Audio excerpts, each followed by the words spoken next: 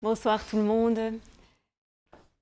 On avait laissé Sartre aux prises avec une question redoutable, qui était la question de savoir si on pouvait comprendre une société tout entière dans son développement historique, alors même qu'elle était traversée par un antagonisme de classe, ou est-ce qu'on pouvait dépasser dialectiquement cet antagonisme de classe. Et jusqu'ici, tout ce qu'il a pu montrer, c'était que si on prenait n'importe quelle lutte à l'intérieur d'une société antagoniste, cette lutte pouvait incarner l'ensemble de tous les éléments antagonistes de la société. Donc on avait vu comment l'exemple du match de boxe pouvait servir à renvoyer en fait à toutes les contradictions, à tous les éléments qui faisaient de cette société une société déchirée. Donc il y avait là une incarnation où, comme il le disait, on peut aussi bien dire que c'est un enveloppement, une totalisation d'enveloppement, parce que les protagonistes de ce combat particulier, en fait, par leur action, enveloppent tout ce qui fait leur société, enveloppent donc toutes les conditions historiques qui les ont menés à faire ce combat-là, ce jour-là. Donc on peut dire que c'est une totalisation d'enveloppement. Donc on a déjà trouvé le genre de choses qu'on cherche, mais maintenant on a besoin de l'appliquer à une société tout entière. Et pour pouvoir se demander notamment si les grands ensembles historiques qui se sont constitués progressivement comme les nations, par exemple, ou les entités même supranationales, est-ce que ces grands ensembles peuvent être dus à une sorte de totalisation d'enveloppement, ou bien est-ce qu'ils sont simplement dus à des contingences, des événements fortuits qui font qu'on a tracé des frontières là et du coup les gens se sont trouvés réunis de manière assez artificielle en fin de compte, simplement par des frontières. Donc c'est sa question. Et pour explorer plus loin sa question, dans ce qui va être la fin de son ouvrage, on va arriver jusqu'à la fin, il va prendre deux étapes, il va suivre deux étapes. La première, c'est voir si on peut avoir une totalisation d'enveloppement dans un groupe restreint qui a une praxis avec un objectif commun, une praxis commune vers un objectif commun, et il va étudier un conflit qui surgit dans un groupe de ce type-là. Donc pour voir sur un exemple plus restreint comment on peut dépasser un conflit. Et puis il va appliquer ça à la société soviétique du début de la Révolution, parce que c'est une société où il y a aussi un projet commun à un certain moment, et donc on peut voir néanmoins beaucoup de déchirures et d'antagonisme, et donc comment là il y a eu dépassement, comment il y a eu en effet dépassement des antagonismes. Bon, alors il arrivera difficilement jusqu'à la société antagoniste qui est la nôtre, donc industrielle capitaliste, mais il y aura quand même certaines indications, vous verrez. Alors d'abord dans le groupe qu'il appelle le groupe assermenté, donc un groupe qui est soudé par son objectif commun, qui sait distribuer les tâches, où chacun est sûr des autres, où on est dans vraiment une co-souveraineté, comme on l'avait vu. Pourquoi peut surgir un conflit? Ça peut être à toutes sortes d'occasions, mais en général, c'est parce qu'il y a une inadéquation qui s'installe entre la structure du groupe, entre la manière dont le groupe justement a distribué ses tâches ou défini ses fonctions, et l'extérieur sur lequel il essaye d'agir. Donc si cet extérieur change pour une raison ou d'une autre et que le groupe perçoit mal le changement ou ne le perçoit pas ou n'arrive pas à s'y adapter, il va avoir une praxis désormais inadaptée à cet extérieur. Et ça peut faire surgir un conflit parce que Sartre ne veut considérer ici que les conflits qui sont vraiment en lien avec l'objectif. Donc c'est des conflits qui portent sur l'objectif où donc une partie du groupe se dit nos moyens, ils devraient maintenant, pour être efficaces par rapport à l'objectif, nos moyens devraient être ceci, voilà ce qu'on devrait faire. Et une autre partie du groupe pense que non, c'est pas ça qu'il faudrait faire, mais autre chose. Et le conflit porte sur ce genre de choses.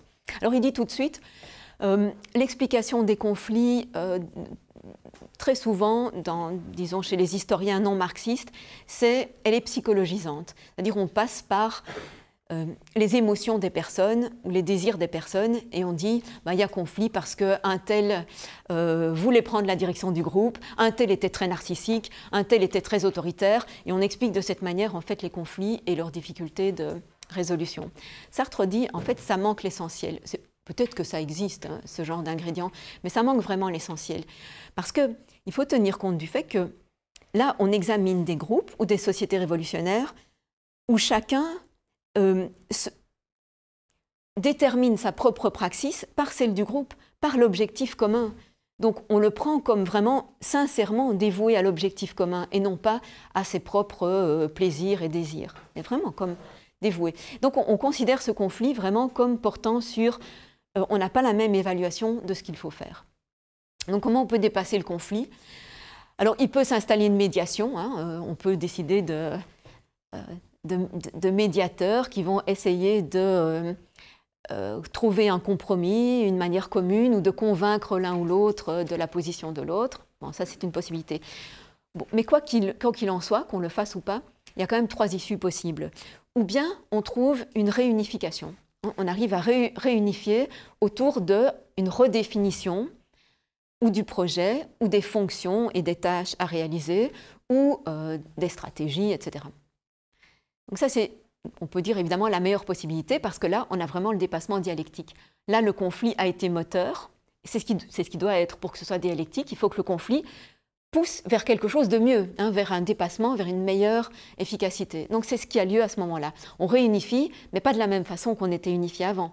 On réunifie en mieux. Donc on a vraiment dépassé, puisqu'on a intégré les nouveaux besoins en fonction de la situation qui a changé. Et donc c'est vraiment, là, c'est la résolution dialectique. Les 2 autres issues possibles, c'est ou bien l'exclusion d'une partie du groupe, ou bien le schisme, c'est-à-dire vraiment le groupe se transforme en 2 groupes qui poursuivent chacun leur propre manière de faire. Alors, on a l'impression que s'il y a exclusion, il n'y a pas de dépassement dialectique, puisque le groupe s'est juste amputé d'une partie, on ne voit pas où est le dépassement. Mais Sartre dit, ça peut être quand même un dépassement si le reste du groupe, celui qui reste, intègre les fonctions qui étaient celles des exclus, intègre ces fonctions et les réadapte et les réalise d'une manière plus efficace, hein, ayant vu effectivement ce qui manquait dans leur accomplissement avant. Donc ça peut être néanmoins dialectique, même si c'est sous la forme d'une exclusion ou d'une division du groupe. Donc voilà comment ce premier laboratoire, un laboratoire assez facile dans un petit groupe, et les exemples historiques que Sartre donne, c'est l'opposition entre les montagnards et les girondins, hein, c'est son focus sur les années de révolution qu'il aime bien, et puis c'est déjà Trotsky et Staline, dont il suppose que dans les premières années, dans les premières années après la mort de Lénine au moment de leur affrontement, il suppose que tous les deux étaient vraiment dévoués à la cause de la révolution, ce qui reste à prouver, mais en tout cas c'est sa supposition quand il décrit cet antagonisme. Alors si on veut passer maintenant à l'application de ce type de compréhension à toute une société,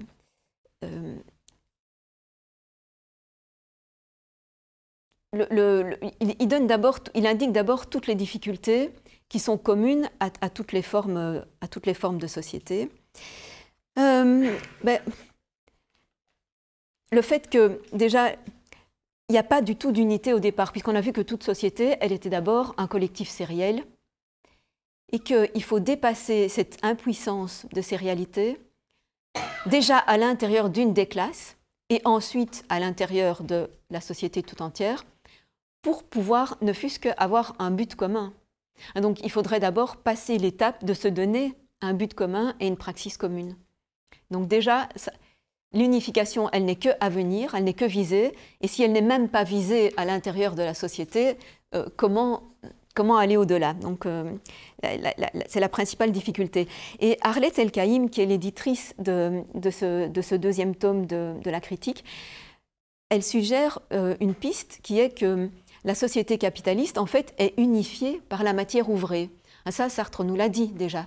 Il a dit que ce qui faisait la médiation entre les praxis des uns et des autres, c'est cette matière ouvrée, autrement dit, c'est tout l'environnement transformé par nous, pour nous, hein, en fonction de nos besoins. Et effectivement, nous sommes tous unifiés par cela. Nous sommes tous, d'une manière ou d'une autre, collaborateurs et bénéficiaires de cet aménagement commun. Le problème, évidemment, c'est que les objectifs que nous avons à partir de cette matière commune ne sont pas du tout les mêmes. Et que c'est justement ces objectifs-là qui sont antagonistes. Alors comment, c'est même aussi cette matière-là qui crée l'antagonisme, puisque c'est elle qui crée ces relations donc d'exploiteur à exploité, de possédant à posséder, etc. Alors on pourrait suggérer comment dépasser ce double but autour de la même matière ouvrée. Justement, la pensée marxiste du XIXe siècle, elle suggère justement une unification en disant que la classe ouvrière, la classe des travailleurs, doit s'emparer de l'outil de production dans sa totalité et de ce fait faire disparaître la classe des possédants. Puisque si c'est la classe laborieuse qui s'empare de ses moyens, il n'y a plus de classe possédante, ou du moins la classe possédante, elle devient tout le monde. Donc on aura absorbé l'ensemble de la société dans un seul et même groupe qui sera désormais la classe en rapport avec la matière ouvrée. Donc la pensée marxiste, son objectif, sa manière de voir une avancée, un changement de société, c'est bien celui-là. C'est bien un dépassement à partir de la matière ouvrée, à partir de tout l'appareil de production et produit. Peut-être que Sartre, à son époque, pouvait encore voir ça comme une possibilité. Maintenant, si on veut actualiser sa pensée et se dire, bon, qu'est-ce qu'il en serait à l'époque actuelle? Le problème, c'est qu'on se rend compte de plus en plus que le but même disons, de ceux qui ne sont plus des tenants du système, qui ne sont plus des bénéficiaires du système, leur but même n'est plus de s'emparer de l'appareil tel qu'il est, de la matière ouvrée telle qu'elle est, parce qu'on se rend compte de plus en plus que telle qu'elle est, elle est en train de s'autodétruire. C'est-à-dire qu'on se rend compte qu'on est en train, par cet appareil à la fois économique et technique, de détruire la société elle-même, de détruire même au-delà de la société la vie, éventuellement la possibilité de vivre sur Terre. Et ça, c'est inhérent au système, c'est-à-dire c'est parce qu'il y a ce type de techniques qui sont extrêmement destructrices, polluantes, envahissantes, qui vont s'épuiser, qui vont épuiser ce qui est nécessaire à la vie. Et c'est dû entièrement au principe même de ce système économique, comme on l'a déjà dit amplement. Donc là déjà, on a à nouveau l'impression que le dépassement n'est pas possible, ou que s'il y avait un dépassement, ça serait que tout le monde se rende à cette idée que le seul moyen de dépasser le problème actuel, qui n'est plus simplement l'antagonisme de classe, mais qui devient aussi tout le retour du pratico-inerte sur nous. C'est un retour de pratico-inerte, cet énorme problème écologique qu'on est en train d'affronter, c'est un retour du pratico-inerte contre nous. C'est notre praxis sur la matière qui nous revient comme une contre-finalité, qui nous empêche maintenant de continuer à vivre de la même façon, à continuer cette répétition. Donc c'est ça qu'on doit dépasser. Alors comment? C'est la question ouverte, c'est justement la question ouverte maintenant. C'est-à-dire que le fait qu'une minorité de personnes ait précisé la nouvelle praxis qu'il faudrait faire, ça existe effectivement, il y a une minorité de personnes qui savent qu'il faudrait sortir tout à fait et créer autre chose. Comment ça peut, par quelle médiation ça pourrait s'étendre et réaliser effectivement ce dépassement? Ça, on ne sait pas, on ne sait toujours pas. Donc ça, c'est une question que je pose qui a une certaine déjà actualisation par rapport à Sartre, qui n'était pas encore à ce stade, en fait, à cette époque. Bon, donc, lui, ses considérations, elles sont un petit peu différentes. Il dit simplement que pour dépasser lorsque même on n'est pas arrivé à résoudre un conflit, lorsqu'on reste dans un antagonisme, ou qui s'est réalisé simplement par une antidialectique, comme il dit, c'est-à-dire juste l'exclusion d'une des parts de l'antagonisme, le problème que lui dit, c'est simplement, néanmoins, même quand ce n'est pas dialectique, le conflit peut faire apparaître un nouveau pratico-inerte, par rapport auquel on pourra changer de sens pratique. Et cette introduction du sens est importante. Il dit, Le sens pratique, c'est le sens qu'on donne à son action par rapport à ce qu'elle était avant. Donc changer son sens pratique, c'est comprendre le sens de ce qu'on a fait jusque-là, c'est-à-dire comprendre le rapport d'adéquation de son action passée et la manière dont on doit le changer pour l'adapter à une forme nouvelle. Donc même indépendamment d'un conflit. Vous voyez, il y a besoin de ce sens pratique, c'est toujours le sens rétrospectif qu'on donne à son passé.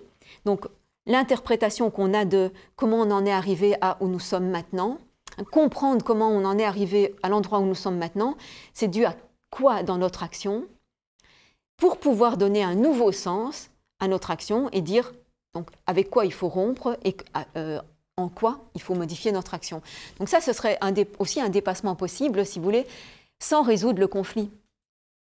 Hein, pour reprendre le problème écologique que je disais, si on pouvait changer de sens pratique, c'est-à-dire comprendre le sens de la situation en rapport avec ce que l'ensemble du système a fait jusqu'ici, et changer ce sens pratique, bon, ce serait une issue possible. Et alors, oui, donc on pourrait dire aussi que dans la société actuelle, le problème est que, au lieu de changer de sens pratique, le capitalisme, pour se maintenir, s'adapte plutôt, chaque fois, partiellement à tous les obstacles, que ce soit des obstacles qui lui viennent d'une partie de la société, d'une partie des membres qui ne sont pas bénéficiaires, ou si ça lui vient de contre-finalités matérielles. De toute façon, ce qu'il fait, c'est jamais chercher à mettre en question ses fondements, mais c'est toujours chercher à puiser dans les mêmes fondements pour continuer à aller plus loin et essayer de résoudre donc le problème par ce qui était déjà le facteur de problème. Donc c'est ça en fait qui fait que toutes les issues semblent fermées. Bon, donc Sartre, en fait, il épilogue pas beaucoup là, il développe pas beaucoup ce problème-là. Il passe directement à l'examen de la société qui s'est donné à un certain moment un but commun, donc une société révolutionnaire. Et donc, à propos de la société soviétique, il dit, bon, comment est-ce qu'on peut décrire un mouvement dialectique en trois temps? En trois temps. Premier temps, c'est donc la révolution, qui est un objectif à atteindre. Donc on est bien dans l'idée qu'on n'a pas au départ une unification totale de cette société. Elle n'est pas du tout homogène, hein, loin de là, la société russe à l'époque. Mais il y a bien un objectif unique qui est réussir cette révolution, c'est-à-dire abolir les inégalités sociales, abolir l'exploitation, faire que tout le monde vive une vie digne. Bon, c'était ça l'objectif. Alors, dans un deuxième temps, donc ça réunit, on peut dire que sous cet objectif, si on le prend de manière très abstraite, enfin très générale, on peut dire qu'on réunit évidemment presque tout le monde dans cette société, pas tout le monde, puisque évidemment il y en a qui vont être dépouillés du système précédent qui les avantageait. Et justement, le fait qu'il y ait des gens qui n'ont pas envie de ce changement, ça fera partie du deuxième temps, qui est le temps des contre-finalités, le temps des empêchements de toutes sortes. Alors, contre-finalité parce qu'il y a des contre-révolutionnaires, bien sûr, mais aussi parce que matériellement, c'est très difficile d'installer le nouveau système économique. Et dans un premier temps, c'est une faillite totale, ce nouveau système économique. Donc au moment où on a commencé immédiatement à collectiviser, c'est-à-dire à étatiser en fait le principal des moyens de production, comme c'est une société agraire, ben, le principal ce sont les terres, eh bien dès ce moment-là, très très rapidement, on a été confronté à une gigantesque famine parce que il y avait très peu de motivation pour la production par les producteurs eux-mêmes, parce qu'il y avait une réquisition systématique de toute la production pour être distribuée là où le souverain, hein, très très limité, estimait que c'était le prioritaire. Donc il y a eu vraiment beaucoup de contre-finalités au départ. Et Sartre inclut dans ces contre-finalités, donc dans ce deuxième temps du négatif, hein, il inclut aussi la bureaucratisation de ce premier groupe révolutionnaire. Bureaucratisation, donc dans la signification qu'on avait vue précédemment, c'est-à-dire qu'on a désormais une pyramide avec un sommet très très étroit qui a monopolisé toute la praxis et tout le reste qui n'est plus que courroie de transmission ou soumis aux décisions de ce sommet. Donc on a bureaucratisé et c'est vraiment une contre-finalité par rapport à l'objectif. Ce n'était pas du tout ça l'objectif révolutionnaire, pas du tout. Donc ce deuxième temps est vraiment un échec. Alors qu'est-ce qui s'est passé dans un troisième temps? Le troisième temps, c'est qu'il y a eu une réhomogénéisation de cette société et donc un dépassement de l'antagonisme qui était né des contre-finalités. Alors, on peut ne pas être d'accord avec ce que Sartre expose. Hein. J'ai un léger doute, mais bon, il faut voir. Enfin, parce que lui pense que le principal antagonisme qui a été créé, c'est qu'on avait d'un côté le souverain et les ouvriers, parce que, puisque l'idée du souverain, c'était de développer absolument l'industrie, donc c'était au fond développer à marche forcée tout l'appareil industriel, donc il favorisait systématiquement plutôt les ouvriers d'industrie. Hein. Et donc Sartre les met du même côté, et puis de l'autre côté les paysans, qui étaient contre-révolutionnaires hein, disons dans ce mouvement, dans ce moment. Et cet antagonisme, comment il a été résolu? Par la terreur, hein. Par l'extermination, par la création d'un seul homme homogène, l'homme soviétique homogène, c'est-à-dire l'homme totalement soumis, totalement dévoué, qui travaille comme une bête, qui ne demande rien et qui en fait a remplacé ses propres aspirations par les aspirations du souverain. De ce souverain désormais incarné dans une seule personne, etc. Donc, oui, on peut dire que il y a eu réunification, il y a eu dépassement des antagonismes, on a retrouvé l'unité qu'on avait perdue, enfin une nouvelle unité qui n'était pas celle de départ, mais à quel prix, évidemment. Et ça, Sartre ne le nie pas. Hein. Donc la question n'est pas ici de justifier, de dire vous voyez, c'est très bien, ça s'est bien passé. Pas du tout. C'est simplement pour montrer qu'un mouvement dialectique, on peut toujours le comprendre, hein, on peut toujours le comprendre, l'expliquer à partir de ces conflits et de ces dépassements de conflits, à partir des tentatives de répondre à nouveau par une nouvelle praxis aux contre-finalités. Donc c'est ça qu'il veut mettre en évidence, c'est l'intelligibilité de ce qui s'est passé. C'est pas du tout dire si c'est bien ou mal ce qui s'est passé. Vous voyez, il n'y a pas de jugement. C'est pas nécessaire pour montrer que c'est compréhensible. Hein. L'important, c'est ça, c'est que ce soit compréhensible. Donc là, il est arrivé à montrer la compréhensibilité de cette société-là. Plutôt que de passer à nouveau à notre société et à avancer, il tire juste d'abord quelques remarques générales donc sur ce qu'on peut déjà dire à ce niveau-là de la totalisation d'enveloppement. 3 remarques. Premièrement, la totalisation d'enveloppement, elle est de part en part humaine. C'est une compréhension de part en part humaine, parce que tout peut être ramené à une intériorisation par les individus. Et tout peut être ramené au fait que les mouvements individuels et de groupe passent toujours par une intentionnalité et donc par une visée de ce qui sera dans l'avenir.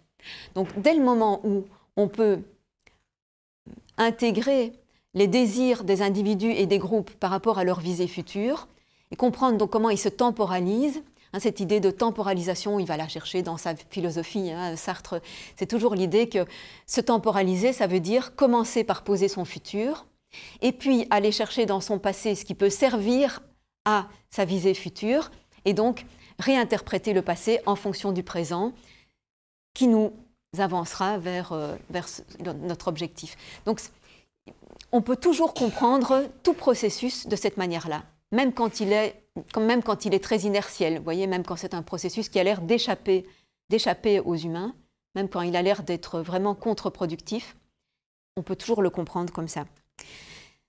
Alors, sa deuxième remarque, c'est que les déviations, elles sont compréhensibles. En fait, on pourrait les éviter.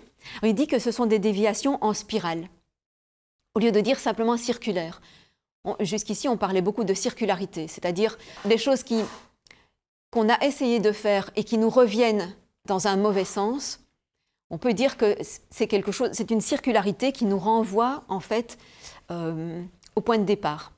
Je reprends cet exemple du début de la Révolution russe. La première manière qu'on a pensée pour résoudre la famine, c'était encore du temps de Lénine, c'était de dire on va lâcher un peu de l'Est, on va aller moins vite dans l'avancée révolutionnaire, c'est-à-dire il a proposé la nouvelle politique économique donc, qui rendait une partie de la terre aux paysans et qui leur permettait de la commercialiser eux-mêmes, donc en remettant une certaine économie de marché dans cette économie étatisée. Et ça a très bien marché, ça a super bien marché. En fait, en quelques années, on a dépassé effectivement le problème de manque de production agricole. Il y a eu vraiment un développement. Enfin, ça a bien marché, sauf que la contre-finalité, c'était quoi? C'est que du coup, on avait perdu le principe de révolutionnaire en même temps. Parce que si on se disait, ce qui marche bien, c'est l'économie de marché et c'est laisser les paysans produire pour eux-mêmes et pour leur propre profit, bon, on a perdu tout l'objectif révolutionnaire. Ce n'était pas du tout ça qu'on avait au départ. Donc, on a l'impression de quelque chose de circulaire qui est, on revient à notre point de départ. Si on résout le problème de la famine, on revient à avant l'objectif révolutionnaire. Bon, mais pourquoi il dit que c'est plutôt en spirale? C'est parce qu'il dit, en fait, le temps, il n'est jamais circulaire. On ne revient jamais au point de départ exactement. On revient à quelque chose de similaire, mais avec un changement quand même. Entre-temps, l'appareil productif a changé, d'autres choses se sont modifiées. On a quand même commencé à industrialiser, on a modifié la structure du pouvoir, on a essayé de modifier un peu les façons des personnes de se situer. Donc en fait, on a changé beaucoup de choses. Et c'est ça, la spirale, c'est que il y a quand même un axe temporel qui demeure, hein. Il y a un axe temporel autour duquel ce qui tourne, ben, il tourne en arrivant un peu plus loin. Hein. C'est ça, il tourne, mais il arrive un peu plus loin. Et c'est une meilleure illustration, en fait. Enfin, en tout cas, malgré tout, il propose qu'on évite ce problème de revenir à des points de départ non souhaités. Et il propose par deux manières. Ben, la première, c'est justement d'avoir une société plus homogène. Autrement dit, bon, puisque le point de départ, c'est qu'elles ne le sont pas, on devrait peut-être, avant de faire une rupture radicale, homogénéiser plus progressivement. Peut-être que ce serait moins contre-productif, enfin ça risque moins un retour de balancier si on ne fait la rupture qu'après avoir une évolution suffisante qui fasse qu'il y ait évidemment une plus grande adhésion aux objectifs et donc que ce soit un petit peu plus facile, qu'on ne soit pas obligé de passer par cette terreur, hein, puisque c'était ça le problème. Et la deuxième manière qu'il propose, c'est qu'il y ait une plus grande avancée technique. Alors ça se comprend, si vous voulez, ça se comprend puisqu'il examine le début du XXe siècle en Russie, qui était très très peu développé techniquement. Donc là, on pourrait dire, bon, s'il y avait eu déjà cet appareil de production plus industriel, plus développé, il n'aurait pas fallu le faire à marche forcée. Donc, ok, dans cette circonstance, on comprend.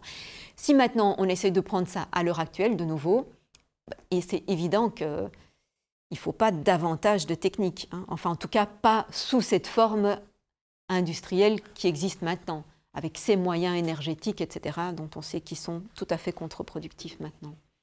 Voilà, donc ça c'était sa deuxième remarque générale.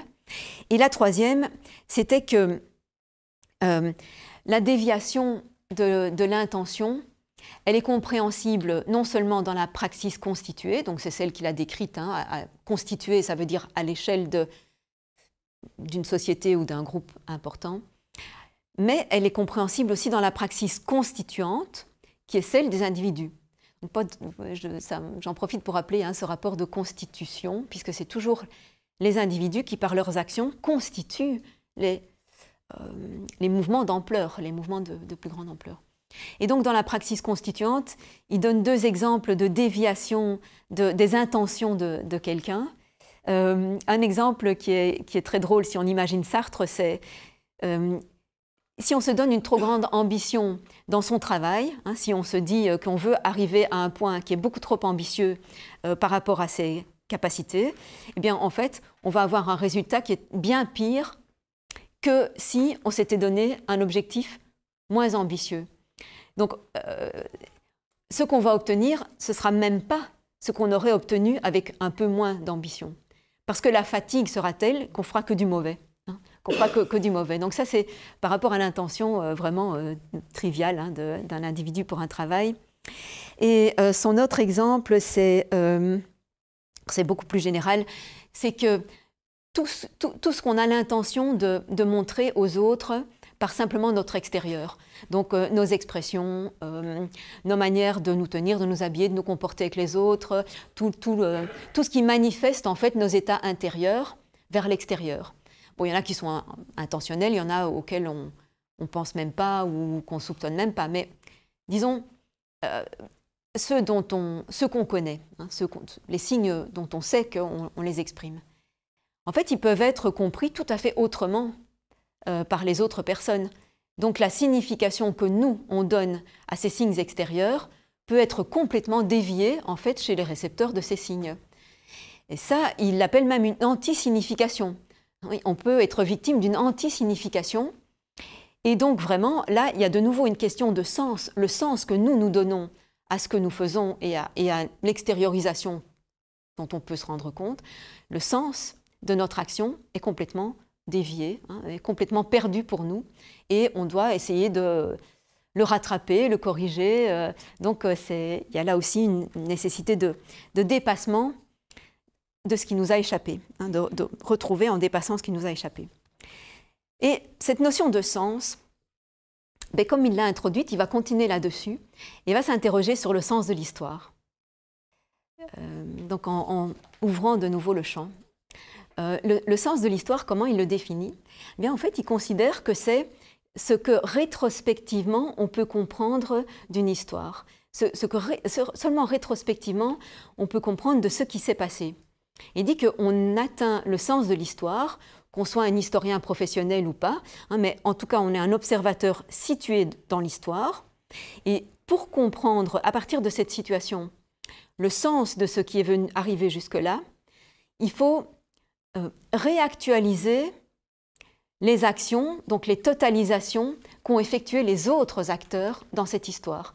Il faut en quelque sorte se remettre à leur place, se remettre dans leur situation et comprendre comment, là où ils étaient, eux, à partir de là où nous sommes nous, comprendre là où ils étaient, eux, comment ils pouvaient totaliser l'ensemble des facteurs qu'ils constataient et qu'ils essayaient de dépasser.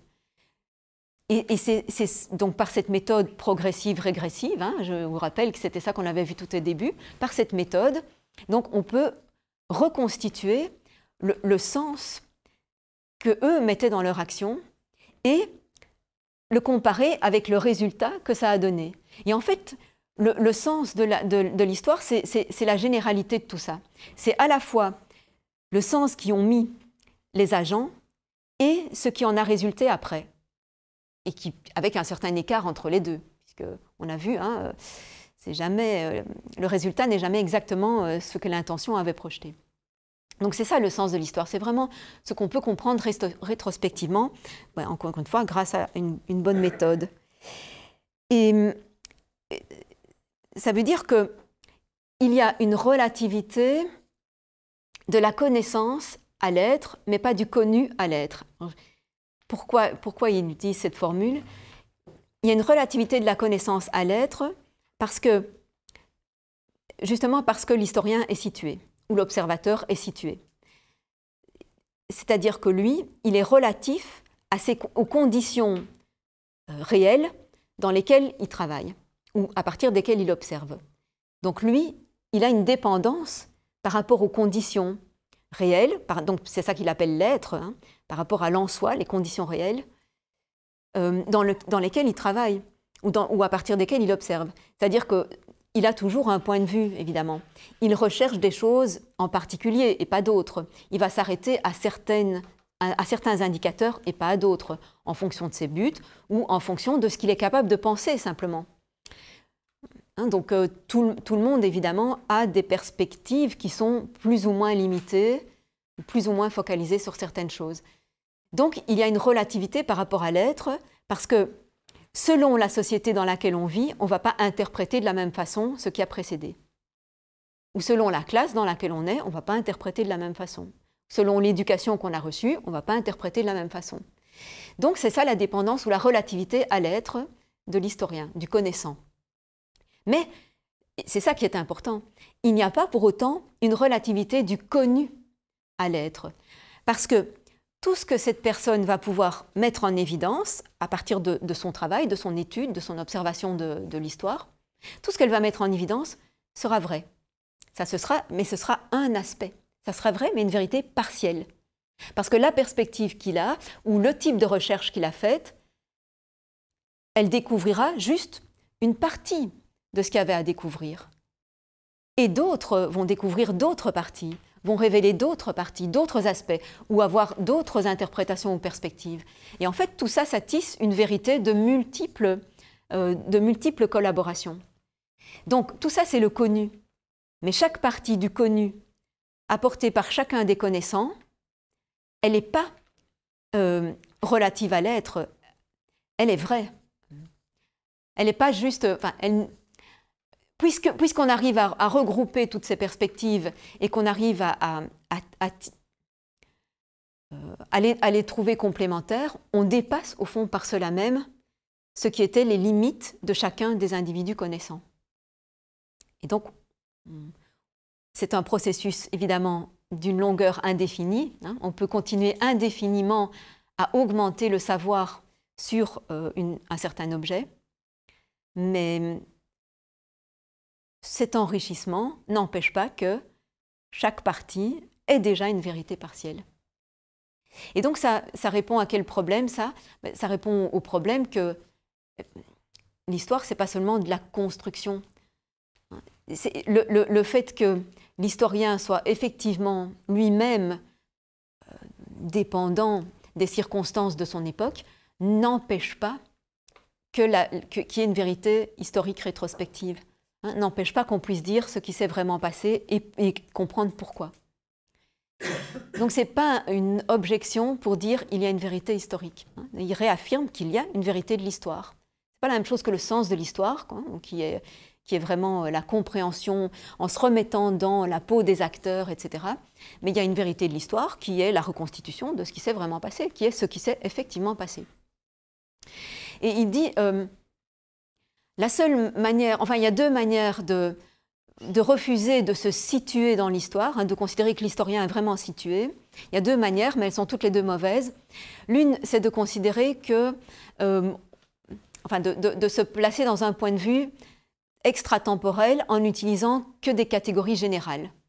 Donc on a déjà ces catégories générales, on dit dans toute époque, il y a une économie, il y a une religion, il y a une morale, il y a des personnes qui font tel et tel métier, et donc je vais appliquer ces catégories à chaque époque et je vais regarder qui fait quoi, et qui fait quoi, et qui fait quoi. Bon, on ne comprendra rien en faisant ça, parce que évidemment on va tomber sur des anachronismes, on va tomber sur des mécompréhensions de ce que ça signifiait à chaque époque, chacune de ces catégories.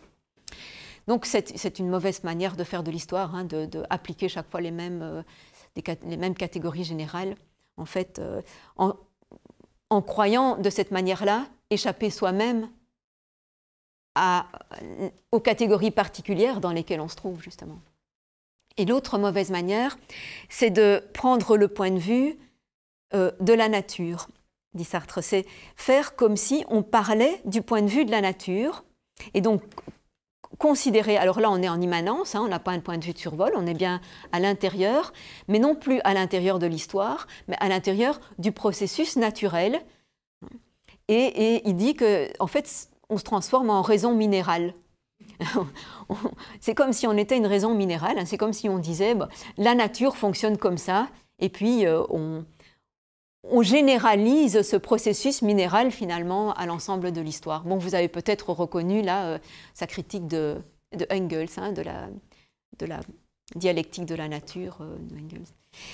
Et par contre, il dit que si on accepte un certain perspectivisme historique, donc celui qu'il a décrit, un certain perspectivisme où effectivement chacun a une perspective à partir de ces circonstances à lui, on ne tombe pas pour autant dans un idéalisme, parce que ce serait ça peut-être un problème, de tomber dans un idéalisme, puisque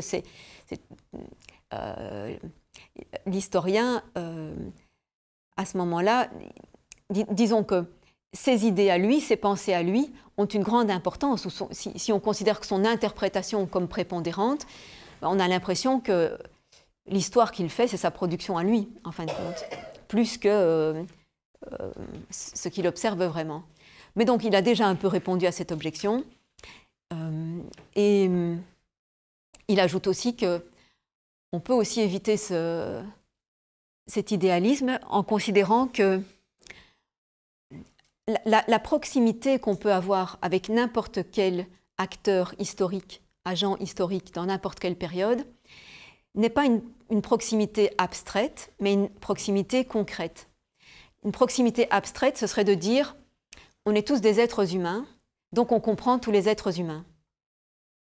Mais alors, dit à Sartre, on accorde beaucoup trop à l'humanité comme si c'était une espèce de substance dont chacun serait un mode, hein, ou dont chacun serait une sorte de copie, d'exemplaire, et qu'il y aurait comme ça une humanité qui ferait la médiation entre tous les individus humains.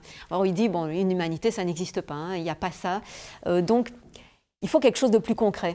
Et ce qui nous permet de comprendre toute personne humaine dans n'importe quelle époque, c'est pas cette médiation-là, c'est justement la médiation de la matière. C'est justement qu'on a tous affaire aux mêmes matières, aux mêmes besoins, au même type de dépassement, au même type de conflit et d'antagonisme, au même type de contre-finalité.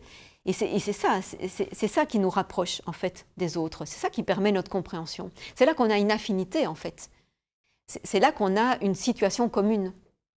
Alors, avec toutes ces variations successives, mais n'empêche, de nouveau, c'est par la médiation de la matière et du travail humain sur la matière qu'on comprend ce qui s'est passé dans les autres époques. Donc c'est très concret. Et ça lui permet de... Ah oui, il dit aussi, alors il y a une petite anecdotique, mais tout de même, il dit même un extraterrestre, s'il venait observer l'histoire humaine, eh bien, il serait encore dépendant de sa situation historique. Il le ferait à partir, évidemment, de sa perspective, qui serait aussi historique. Hein. Donc, dès le moment où il serait assez, comment dire, où il aurait une pensée suffisante pour observer une histoire extérieure à lui, il aurait aussi forcément une historicité lui-même. Donc, c'est évidemment totalement inévitable, mais finalement, tant mieux. Tant mieux parce que ça nous permet de comprendre dialectiquement. Et donc, par là, il en arrive à reprendre la pensée qu'il avait formulée à propos du passage de l'organisme vivant à l'histoire. Hein, puisqu'il nous dit ce qui nous rapproche de tout être humain, c'est d'abord les conditions mêmes vitales, hein, les conditions de notre survie, comment on répond à nos besoins vitaux. Et donc, il rappelle la différence entre la simple unité organique, la simple organisation d'un être vivant et l'avènement de la praxis et l'avènement de l'histoire. Il dit que l'avènement de l'histoire, c'est un événement absolu. Un événement absolu, ça veut dire un événement qui n'est pas expliqué par le stade précédent, qui n'obéit à aucune nécessité à partir de l'étape antérieure. Donc il n'y avait aucune nécessité dans le vivant pour que, à un moment, advienne un vivant historique. Il n'y a aucune nécessité. Ça a surgi, et ça a surgi comme quelque chose d'absolument nouveau, c'est pour ça que c'est un événement absolu, hein, comme quelque chose d'absolument nouveau, qui n'est pas réductible à des conditions antérieures. Rien ne poussait nécessairement à ça. Mais ça avait quand même par contre des conditions constituantes, et pour ça, il fallait donc que les organismes qui étaient simplement vivants deviennent des organismes pratiques. Et donc, il nous rappelle, hein, ça me permet en fait de reprendre un peu l'ensemble de ce qu'on avait vu, un organisme pratique, donc c'est un organisme qui a désormais une action et pas seulement des actes. Alors, la différence qui fait là, c'est on peut déjà appeler des actes le fait que les animaux aménagent la matière qui les environne, aménagent en fonction de leurs objectifs. Donc les aménagent pour leur survie, pour leur meilleur avantage. Et c'est clair que des tas d'animaux aménagent évidemment l'espace naturel. Creusent des terriers, construisent des nids, enfin, ils aménagent. Donc là, on peut déjà parler d'actes de leur part. mais on va réserver l'action pour une visée temporalisante, c'est-à-dire pour l'être qui est capable de se poser dans le futur, donc d'imaginer un autre futur qui ne soit pas simplement la répétition de son état présent. Donc il ne vise plus simplement à survivre, à continuer dans sa vie, donc à pouvoir simplement réinstaurer chaque fois l'équilibre de son organisme. Il vise plus que ça, il vise à se développer dans l'avenir. Je viendrai tout à l'heure à la notion de progrès, parce qu'il y a quelque chose déjà de ça qui apparaît. Il vise à se projeter comme dans un avenir meilleur. Il vise à faire mieux, plus confortable, plus efficace. Il ne s'arrête jamais de viser mieux. Et ça commence avec l'outil, dit Sartre, parce que ce qu'il appelle un outil, c'est déjà quelque chose qui est dont à la fois la production et l'utilisation demandent toute une succession d'opérations qui doivent avoir été visées au préalable, qui doivent avoir été programmées en quelque sorte, qui doivent avoir été développées comme autant d'étapes, autant de moyens pour cette visée de quelque chose de nouveau et de meilleur. Donc cette création d'outils, elle demande la possibilité d'invention, de créer quelque chose de tout à fait nouveau, par une série de processus, donc par une certaine complexité. Donc c'est ça l'apparition d'organismes pratiques, et c'est ça qui fait histoire. C'est ça qui fait histoire, c'est que on n'arrête pas de développer cet outil en appareils de plus en plus complexes, de plus en plus techniques. On se transmet, donc on peut faire des effets cumulatifs, et c'est ça qui fait histoire. Et c'est comme ça, dit Sartre, qu'on peut trouver les mêmes lois de la connaissance, de l'être et du faire. Parce qu'il y a une réciprocité de conditionnement. En fait, ce qu'on connaît de l'être, donc ce qu'il appelle l'être ici, c'est toujours l'être en soi. C'est ce qui existe indépendamment de nous, c'est toute la nature, toute la matière, tout ce qui nous environne. Donc ça, c'est l'être en soi. Et donc, la manière dont on connaît l'être est conditionnée par cet être, puisque c'est pressé par le besoin et la rareté que nous sommes obligés de mieux connaître pour mieux y répondre. Et notre faire, c'est-à-dire donc tout ce qu'on va construire, aussi est dépendant de cet être, puisque, encore une fois, c'est pour répondre à ce besoin et à cette pression de la rareté qu'on va développer de plus en plus d'outils, qu'on va de plus en plus... donc on va à la fois développer plus de connaissances et plus d'outils pour mieux répondre à la pression de cet être. Mais en même temps, il y a réciprocité de conditionnement entre ces trois facteurs, parce que l'être aussi va se modifier selon les mêmes lois, c'est-à-dire va être lui aussi dépassé par nos connaissances et par nos actions, puisqu'il va être transformé, donc il est de certaine manière dépassé aussi. Et son dépassement, au fond, à partir dès le moment où il y a histoire, il est inséparable de ce que nous faisons sur lui. Donc il y a aussi réciprocité. Donc ça veut dire que les mêmes types de mouvements se retrouvent, sont les lois, comme il dit, pour prendre un terme scientifique, sont les mêmes pour l'avancée de la connaissance, l'avancée des actions, des productions, et la transformation de l'être lui-même. Et si on prend par exemple l'automatisation donc qui arrive à un certain moment de l'histoire, il dit qu'elle a toujours été là comme potentiel chez les êtres humains, parce qu'on se sert de son propre corps déjà comme un automate à certains moments. On s'en sert de manière inertielle. Si on veut soulever quelque chose, on s'en sert comme d'une force, comme si c'était une force d'automate, une force de machine, une force de levier, une force d'outil. Donc on se sert déjà de son propre corps. Au fond, les outils, c'est jamais que les prolongements des actions qu'on a déjà dans notre propre corps. Donc l'automatisation, elle est déjà là, en puissance, elle a toujours été un potentiel humain. Et dès le moment où on a commencé à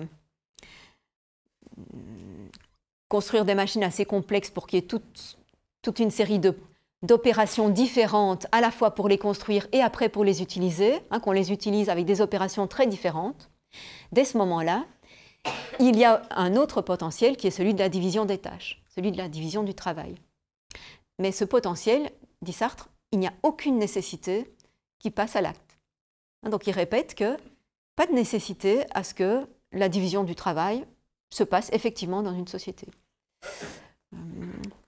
Là, évidemment, il s'oppose de nouveau à toute vision déterministe de l'histoire, quelle qu'elle soit. Et dans ce processus de connaissance et d'action sur l'en-soi, on peut passer dans la connaissance par une essentialisation des objets. C'est-à-dire, il est même nécessaire, puisqu'on se met à nommer les objets, le nom, ça correspond toujours à une essence de l'objet. Si on nomme de la même façon des objets qui sont singuliers, qui sont tous des cas séparés, c'est bien qu'on reconnaît quelque chose de commun en chacun de ces cas, quelque chose de commun qui correspond au nom, et qu'on pourra dire c'est l'essence de cet objet. Si je peux appeler du nom humain tous les êtres humains, c'est bien que malgré toute leur singularité individuelle, j'estime qu'il y a quelque chose de commun en eux. Et Sartre dit, bon, on peut éventuellement dire c'est leur essence. Il dit, mais en même temps, c'est juste l'essence, c'est juste nous qui la repérons. Il n'y a que des individus en réalité. Mais on peut le faire parce que c'est pratique pour la connaissance et ça peut servir aussi à la construction. Mais par contre, il met vraiment en garde contre l'essentialisation des individus. Donc il dit, il y a deux types d'essentialisation des individus. Il y en a une qui passe par les catégories sociales, catégories abstraites sociales, c'est-à-dire c'est assigner à quelqu'un ou s'auto-assigner, s'auto-attribuer une essence qui vient de notre origine, notre milieu social, notre appartenance à tel ou tel groupe religieux, culturel, ethnique. Donc tout ça, en fait, si quelqu'un se dit « je suis cela », il s'essentialise. Si quelqu'un se définit comme cela, à partir d'une de ces catégories générales, il s'essentialise. C'est-à-dire il se donne une essence alors qu'il est un individu singulier. Et une autre manière de le faire, c'est se donner un caractère.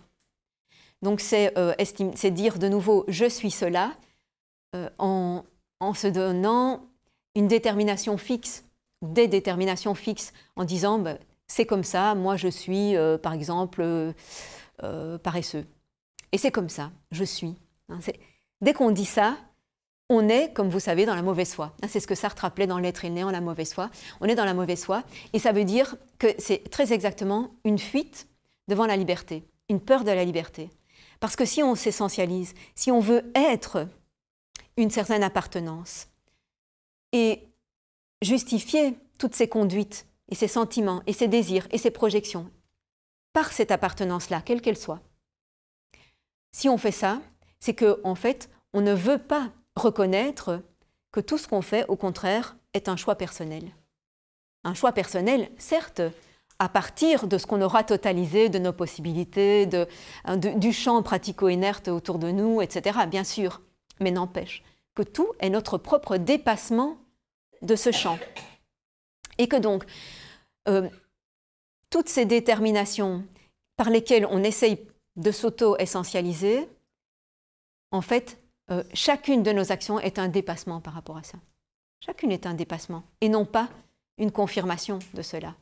Parce que même si on dit j'adopte, par exemple, une coutume culturelle, la manière dont on va la mettre en œuvre sera singulière.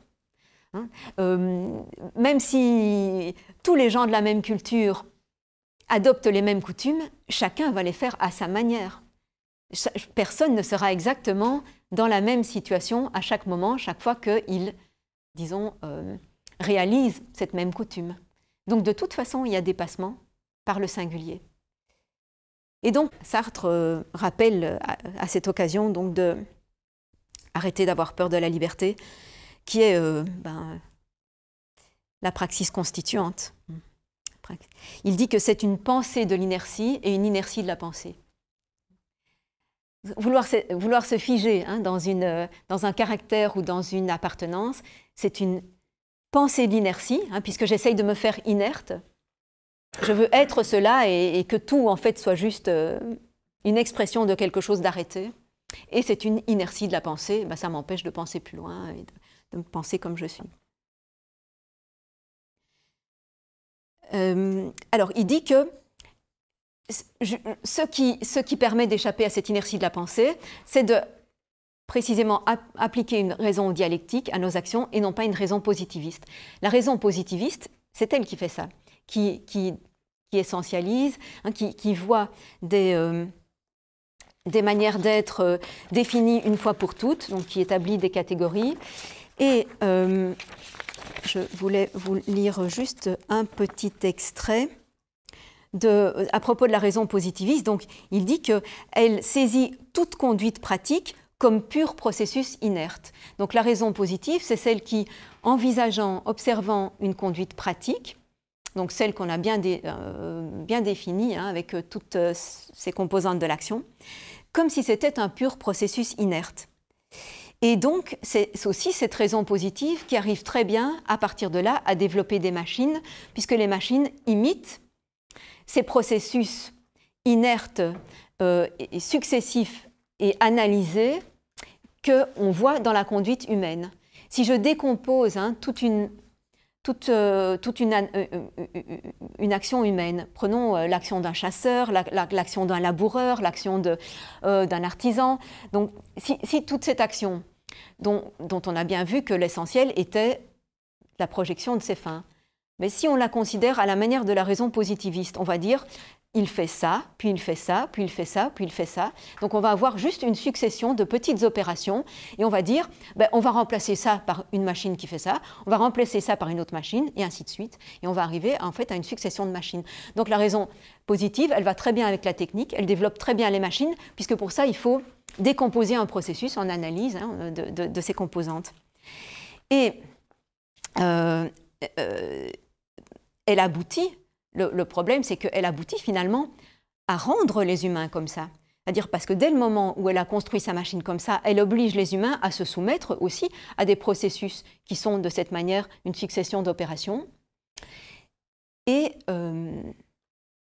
là, je voudrais faire un nouveau prolongement, une nouvelle actualisation de Sartre, parce que je ne sais pas si vous y avez pensé comme moi, mais cette description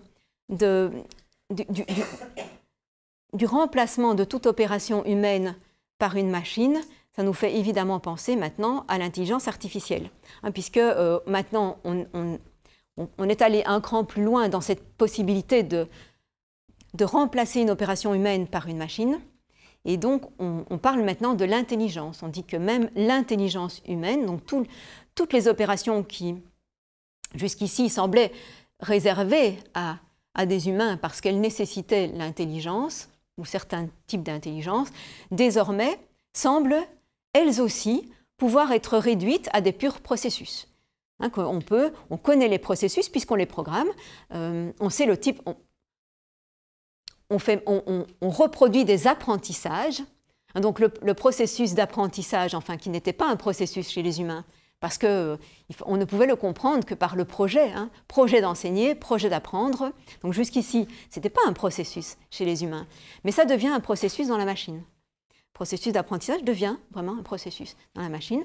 Donc l'apprentissage et même le fait que ces intelligences soient génératives, c'est-à-dire produisent du nouveau, c'est quel type de nouveau? Ce n'est pas le nouveau absolu qu'on a évoqué, c'est-à-dire vraiment l'invention de quelque chose. Pourquoi? Parce que pour inventer quelque chose de nouveau, on l'a vu, il faut viser un dépassement. Il faut se dire, je ne veux plus être dans la situation où je suis maintenant, je veux dans l'avenir être dans une autre situation, et pour ça, je vais changer les choses. Et je vais me changer moi-même par la même occasion, mais il faut se situer, c'est-à-dire il faut avoir une première négation qui est celle de sa propre situation, de dire je n'ai pas envie que ça continue dans la simple répétition, et il faut avoir une deuxième négation qui est celle du futur par rapport au présent, donc mon futur va être autre, donc je vais changer pour qu'il soit autre. Et donc, vous pensez bien, l'intelligence artificielle, elle ne fait pas ça. Elle génère du nouveau en remodelant tout le corpus qu'on lui a donné, etc. Donc des nouveaux exemplaires, en fin de compte, de la même chose. Forcément, elle est dans la répétition. Comment est-ce qu'elle pourrait être dans autre chose que la répétition? Puisqu'elle n'a pas cette conscience qui lui permet de se situer, de se dire « je n'ai plus envie que ce soit tout le temps de la même façon ». Et donc, si on applique à l'intelligence artificielle ce qu'on a pu tirer comme avantage, comme intérêt de la raison dialectique, on pourrait essayer de la replacer dans l'ensemble de l'avancée historique. Qu'est-ce qu'elle représente dans l'ensemble de l'histoire de notre société? Alors, du point de vue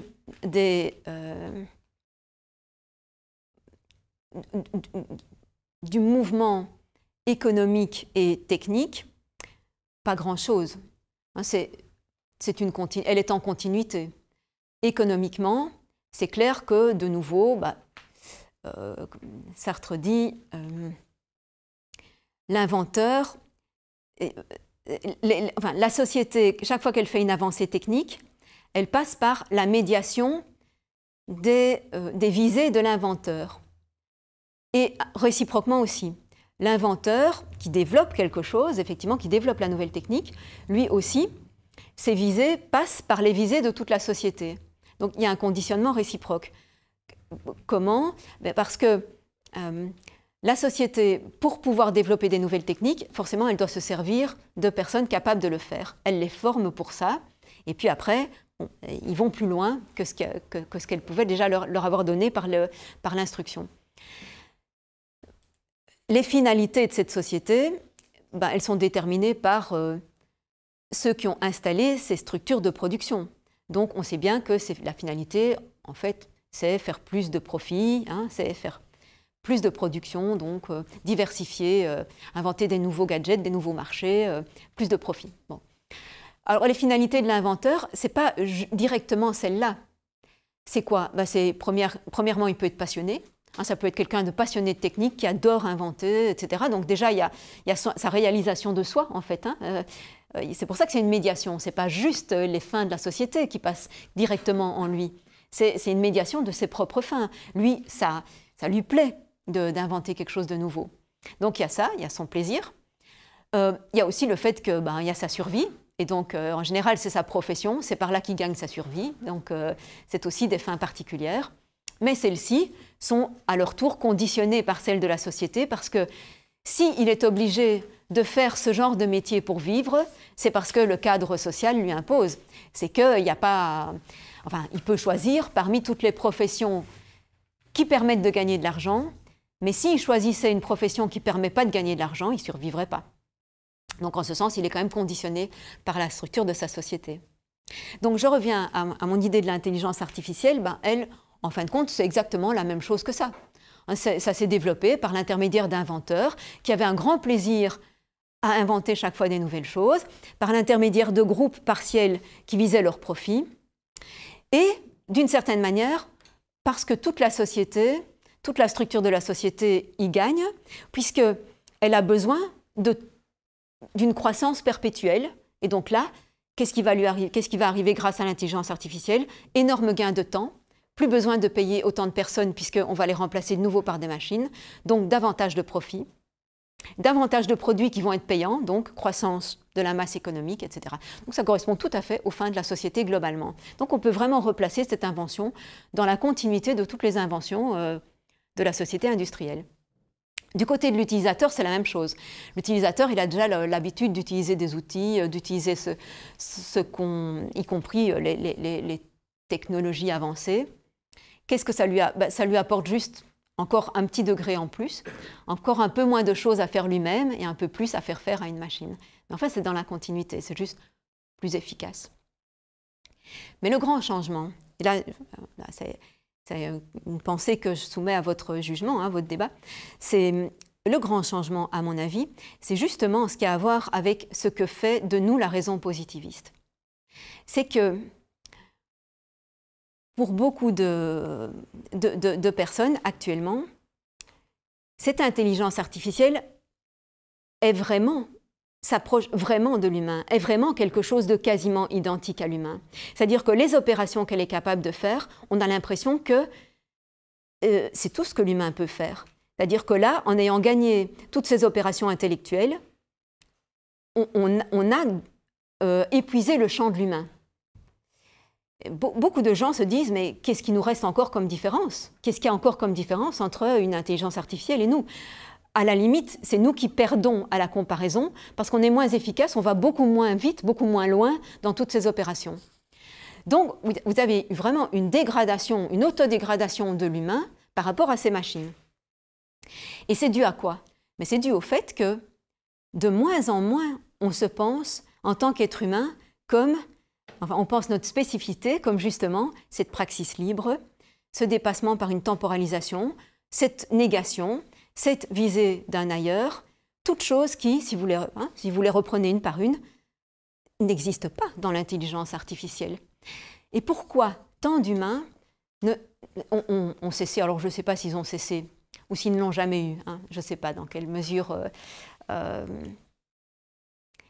crois quand même qu'on se pense de moins en moins comme cette spécificité de l'action libre et de la visée. Je pense que c'est de moins en moins. Et pourquoi? Parce que la raison positive, c'est elle qui domine les sciences dites humaines. Les sciences dites humaines, en fait, elles sont extrêmement déshumanisantes. Elles sont déshumaines, ces sciences. Parce qu'elles obéissent à une raison positive, parce que c'est ça qu'elles veulent construire. Et elles construisent un humain qui est justement essentialisé en fonction de la spécialisation de chacune de ces sciences. La science psychologique, et je parle ici de celle qui se veut scientifique, hein, donc celle qui se veut expérimentale, comportementale, etc. Bon, qu'est-ce qu'elle fait? En fait, elle réduit l'humain à une succession de comportements et elle essaye d'agir sur ces comportements, exactement comme un technicien va faire avec une machine. Exactement. La sociologie, l'anthropologie réduisent l'humain à un processus d'influence, de déterminisme, de classe, de milieu, ou de structure, comme dans l'anthropologie, de structure culturelle, mais réduisent l'humain à ça. Et bon, alors, c'est une tendance, hein. Il y a bien entendu des exceptions et des spécialistes qui travaillent autrement. Mais en gros, c'est ce qui est le plus vulgarisé et c'est ce qui est le plus intégré, je crois, par les non-spécialistes. C'est ce qui est le plus intégré. Vous voyez vraiment énormément de personnes maintenant qui pensent vraiment qu'elles sont déterminées à la manière de processus, enfin par des processus à la fois psychologiques et sociaux. Donc on a en fait une conscience de soi en tant qu'humain qui est dictée par une raison positiviste, qui nous identifie à des mécanismes machiniques. Et c'est pour cette raison-là, en fait, qu'on arrive si mal à faire la différence entre nous et des intelligences artificielles. Alors qu'en réalité, c'est un gouffre, la différence. Elle est énorme. On est un autre mode d'être, on est un autre type d'être. Donc elle est énorme. Donc, un petit peu de philosophie dialectique. Et ce qui est intéressant, c'est que cette mise en évidence de la liberté, elle est dans l'existentialisme, bien sûr, hein, c'est là au départ qu'elle a été développée, mais elle est tout à fait confirmée par la raison dialectique. Et vous voyez là de nouveau comment on peut unifier alors toute l'œuvre de Sartre, cette fois-ci, hein, comment on peut totaliser l'œuvre de Sartre. Son objectif au départ, c'était bien de montrer que existentialisme et raison dialectique étaient vraiment la même raison, la même philosophie. Et c'est ce qu'il montre, puisque la raison dialectique aussi repose entièrement sur cette praxis constituante, sur ce dépassement, sur cette temporalisation avisée du futur. Et donc elle ne fait que confirmer tout ce que disait déjà l'existentialisme, simplement en ayant ajouté toute la dimension du travail, de la matière qui peut-être manquait au départ. Et alors avant de vous soumettre, là on est quasiment à la fin, hein. Donc avant de vous soumettre donc ces réflexions et qu'on en discute, je voudrais juste encore ajouter un tout petit peu, parce qu'il y a des annexes dans le deuxième tome, des annexes sous forme de fragments qui ont été retrouvés donc, dans les notes de Sartre, mais qui n'a pas eu le temps de mettre en forme. Dans ces fragments, il y a malheureusement très très peu sur la question qui ne sera jamais résolue, qui est celle de est-ce qu'il envisageait quand même un dépassement réunificateur, retotalisant de notre société conflictuelle ou pas. Donc en fait, il n'y a pas de réponse là. Mais par contre, il y a quelques réflexions sur le progrès. Je vais juste terminer par ça, parce qu'il y a une étude du progrès qui peut donner quelques indices. D'abord, donc, Sartre, il n'est pas du tout... comment dire, il est très systématique toujours dans son analyse d'une certaine notion. Donc il commence par dire toute l'ambiguïté de ce terme de progrès. Ambiguïté dans le langage courant. Parce qu'un progrès, ça veut aussi bien dire l'avancée en général de n'importe quel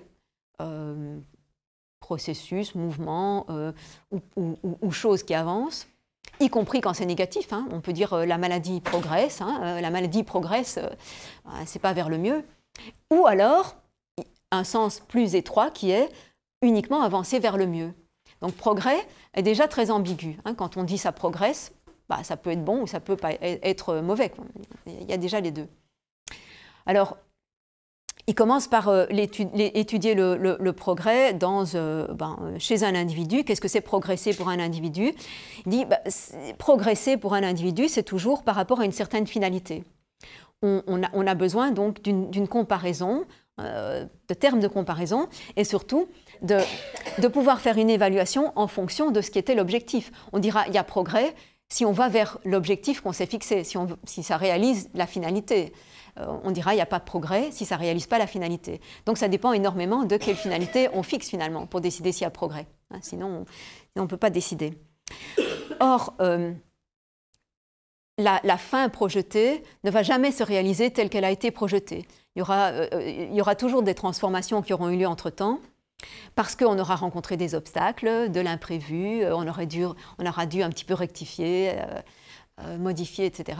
Et puis, soi-même, la personne même qui visait ce progrès aura changé entre-temps, puisqu'elle aura rencontré des nouvelles choses, des nouvelles connaissances, etc. Donc, il y a toujours une petite déviation, ce qui fait que Sartre dit au fond, on ne peut évaluer un progrès que sur un temps long, parce que si on évalue sur un temps court, on va se trouver à devoir évaluer toutes les contre-finalités d'abord. Donc si on visait quelque chose et que, en premier lieu, on va plutôt avoir les obstacles, les inadéquations, les besoins de modifier son projet. Et donc, on va dire, mais ce n'est pas du tout un progrès. On a d'abord les contre-finalités. Ce qu'il faut voir, c'est si on arrive justement à passer au-dessus de ces contre-finalités et qu'il y a un progrès final, quoi, et qu'au bout de tout un temps, il y a vraiment une situation qu'on peut dire, là, elle est installée comme meilleure. Bon, mais ça rend difficile. Alors, qui vont être les évaluateurs? Ceux qui sont en train de le faire voient beaucoup plus difficilement le progrès que rétrospectivement quelqu'un qui peut l'observer sur un long temps déjà passé, qui peut vraiment beaucoup mieux le constater. Sauf que leurs objectifs à tous les deux sont différents. Et donc, on ne sait jamais qui peut évaluer un progrès. C'est ça qu'il faut voir. On ne sait jamais qui va l'évaluer. Et en plus, s'ajoute, alors ce que tout le monde sait bien, c'est le progrès n'est pas évalué de la même façon selon qui en bénéficie, bien sûr. Pour qui est-ce un progrès et pour qui est-ce que ce n'en est pas? Bon, mais donc tout ça s'ajoute à l'évaluation de notre société et il dit que notre société, en fait, elle est basée sur le mythe du progrès. Ça signifie que notre société, en tant que capitaliste, elle repose entièrement sur l'idée que tout ce qu'elle développe de nouveau, toutes ces innovations vont vers le mieux. Elle a besoin de cette justification que toutes ces innovations vont vers le mieux et elle a besoin de se justifier parce qu'elle a besoin de l'innovation. Si elle n'innove pas, elle s'écroule. Donc elle a besoin de justifier constamment qu'on va vers le mieux. Et c'est pour ça qu'on est dans le mythe du progrès. Parce qu'il est impossible au sein de cette société de dire non, on ne va pas vers le mieux, il faut changer. Parce que ça mettrait en question ses principes mêmes. Si on disait on ne va pas vers le mieux, il faut changer, et qu'on demande bon alors qu'est-ce qu'il faut changer? On en arrivera vite à dire il faut changer notre obsession de l'innovation. Donc, il faut renoncer à maintenir artificiellement cette société dans sa continuité. Et donc, voilà comment je termine en utilisant encore les derniers fragments qu'on peut trouver dans ce livre. Peut-être que par l'intermédiaire de cette critique du mythe du progrès, on peut aussi faire prendre conscience à, disons, un plus grand nombre de personnes que cette société n'est pas viable pour des raisons qui lui sont vraiment intrinsèques et principielles, et que de cette manière, on pourrait peut-être atteindre cette première homogénéisation d'une observation et d'un désir de dépassement. Et qu'à partir donc de cette nouvelle unification par une certaine conscience de ce qu'on ne veut plus et de ce qu'on veut, on pourrait avancer vers ce fameux changement.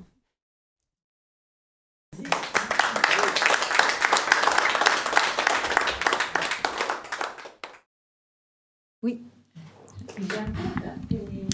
Par rapport à l'intelligence artificielle, donc pendant toutes les différentes séances, on a évoqué dépassement. Et les commentaires que vous avez faits par rapport à cette intelligence artificielle, moi je l'ai perçu comme qu'on est un peu, pas en opposition, mais en conflit, on pourrait dire, comme intelligence artificielle qui arrive, qui va au-delà de ce qui est capable la personne, ou même qui a une conséquence de sous-développer à la personne. C'est-à-dire, on lui transfère des tâches qu'on ne fait plus nous, et en conséquence, on se développe moins, et c'est l'intelligence artificielle qui prend tous ces rôles-là, qui s'emballe et qu'on ne contrôle pas. Donc, il y a une espèce de conflit. Moi, j'ai perçu ça. Est-ce que ce n'est pas possible une notion de dépassement dans le cadre de cette relation avec l'intelligence artificielle? Pas plutôt comme quelque chose qui nous prend, mais plutôt comme quelque chose qui nous élève. C'est-à-dire, on s'approprie, on interagit tous les deux, de façon que l'être humain, il ne perd pas, mais en utilisant l'intelligence artificielle, il va au-delà de ce qui est capable aujourd'hui. Oui, c'est une suggestion très intéressante. C'est vrai qu'on pourrait se dire que on pourrait en faire un instrument pour aller plus loin, nous, c'est-à-dire profiter du fait qu'on ne doit plus exercer certaines tâches pour justement en inventer des nouvelles qui soient plus intéressantes, par exemple. Ou même sans invention. Ou même sans rien inventer. C'est-à-dire, je demande de l'utiliser par exemple pour apprendre. Moi, je vais être capable d'apprendre plus de choses, d'aller dans un niveau de connaissance plus profond si moi je m'insère intelligemment dans l'intelligence artificielle. Ça, c'est démontré et c'est une réalité. Oui, alors je pense que c'est possible, mais il y a quand même beaucoup de conditions. Il faudrait beaucoup de conditions. Et la première condition, massive à mon avis, c'est qu'il faudrait que l'ensemble de ces machines hyper perfectionnées, quand elles nous épargnent de faire toute une série de tâches, ça ne nous amoindrisse pas nos conditions de connaissance, nos facultés de connaissance. Et je pense que pour le moment, c'est en train de se passer. Il y a une perte de facultés qui servent à la connaissance, puisqu'il y a une perte de mémoire, puisqu'on n'a plus besoin de mémoriser. Hein, il y a une perte de repères dans l'espace et dans le temps, puisqu'on n'a pas besoin, tout est enregistré. Et donc il y a vraiment, pour le moment, une perte de facultés. Et donc, plus on perd de facultés, moins bien on va apprendre même des choses nouvelles aussi. Donc, à condition qu'on ne les perde pas, oui, ça pourrait être intéressant. Le problème, c'est que c'est très difficile de dire on va continuer à s'exercer, à tout faire nous-mêmes, à exercer notre mémoire, à exercer notre capacité de synthèse, d'analyse, de calcul, de repérage dans l'espace. On va continuer à exercer tout ça alors qu'on n'en a plus besoin. Et je pense qu'on ne va pas le faire. Et on ne va pas le faire. Il y a aussi une éducation d'utilisation de l'intelligence artificielle qui doit arriver et qu'aujourd'hui, elle n'est pas présente. Parce que c'est une chose qu'on donne aux tout petits, c'est une bombe. Mais par contre, si on apprend à bien l'utiliser, c'est quelque chose qui peut venir complètement de l'autre côté et aider à la personne. Mais bon, ça c'est un peu idéaliste peut-être. Mais c'est comme la calculatrice avant. la mathématique qu'on fait sans ou avec calculatrice. Il faut bien utiliser la calculatrice parce que ça va nous permettre. Bon. C'est pas pareil quand même. Il y a des algorithmes derrière. Les algorithmes, ils sont faits par des gens. Et la calculatrice aussi. La calculatrice, c'est très simple. Avant, il y avait le boulier, elle fait exactement pareil. Donc, le problème de l'intelligence artificielle, tu dis, c'est un plus pour nous. Oui, c'est un plus pour automatiser, pour robotiser, pour avoir des super profits dans le capitalisme. Mais à nous, à quoi c'est un plus? Tu dis, moi, je vais apprendre plus. Mais si tu vas écouter des conférences ou regarder des podcasts ou écouter des gens, tu apprends, tu as des bons profs, tu as des gens qui ont des bonnes pédagogies, tu peux apprendre, tu n'as pas besoin du tout de l'intelligence artificielle. Est-ce que tu as déjà interrogé l'intelligence artificielle sur un travail? Est-ce que tu as demandé de faire un travail et le rendu qu'elle t'a donné? Ah oui, et je me méfie. Mais absolument, je me méfie. Non, mais ce n'est pas une question de se méfier ou pas. C'est que si tu lui donnes 4 éléments, elle va te répondre avec les 4 éléments que tu lui as donnés. Si tu en donnes 8, elle va te répondre. Si tu en donnes... C'est exponentiel. Parce que si tu veux, pour travailler, elle a besoin que toi, que tu sois une sachante. Parce que sinon, elle ne peut pas bien travailler.